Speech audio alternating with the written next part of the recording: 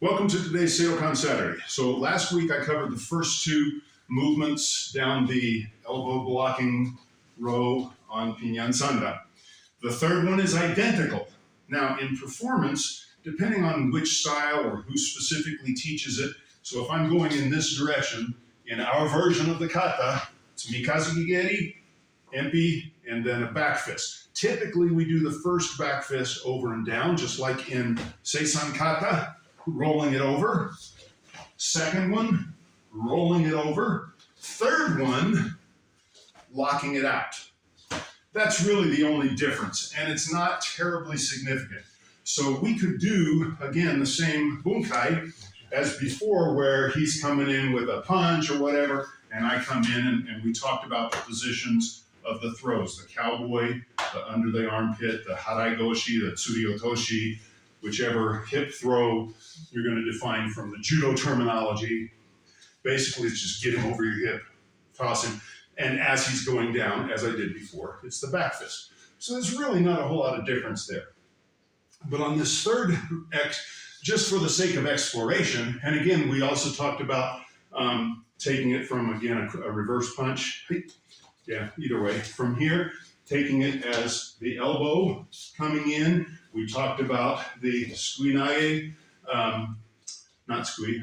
kata sukashi throw that Midori Fuji likes in sumo. So we've done all of those kinds of things. And along the line, any of those techniques, as I'm testing them for the kata, it could be any of those. But the real simple version now, I want to use the unique version or the unique element of our Seidokan kata, which is the mikazuki geri. This is another underestimated technique. This time it's going to be from a kick. So he'll do my geri, and I'll use my mikazuki geri here. He may then try to punch here or follow with a punch with this hand.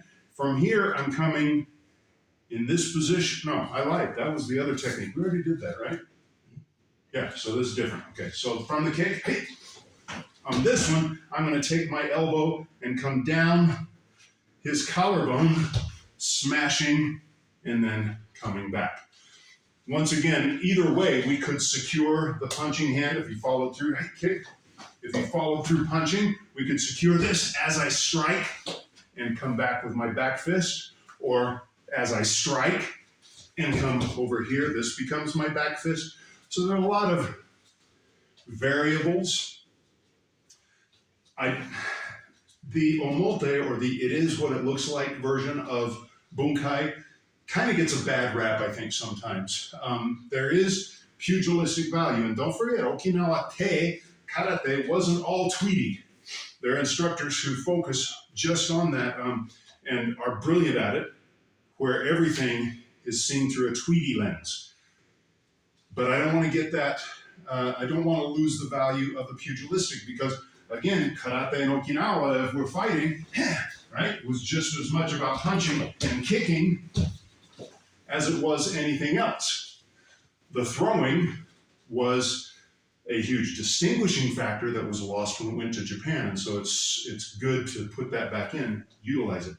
But on this technique, I'm going to use just the pugilistic version, the hitting. So and it could be from sparring, but we're going to do it from our standard karate version. My geri comes, I crescent kick it. That takes his balance. I could follow the crescent kick as I step down here. Smack with the elbow, catch the collarbone with the point of my elbow. He'll be thinking about some things. Follow with the back fist. Hey, arigatou gozaimasu. That's a real simplistic, sort of an omote-ish version of the technique. But within that, we can add then the grapple control. Once I've made the entry here, I can add the control elements and the dispatch, or the get rid of the guy, finish him off. But the framework is in the omote, onto which we layer the other elements that we discussed in the first two techniques. So that's our technique for Pinan Sandan.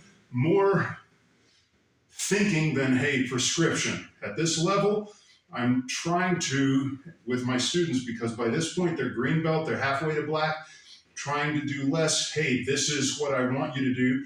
We've done that to teach their body, to teach what the alternatives and the possibilities are. Now it's time to start extrapolating for yourself from the kata how those things can be, how those elements can be put into play. And as always, live test it. Okay, so doing it here just with the doing it right here with the yoi and the uke kamai and the partner yakusoku version, great. But then I want to be able to take it here too and put it into kumite. I may take this as an attack to the knee. Boom! Smack through the back of the neck and back fist. That's a decent sparring attack. Am I right? Sure. Does it work? No, you tell me. You do it. See if you can do it. Now you got to step in on that. I know. As long as you follow in to the correct place. So again, putting it in sparring, life testing.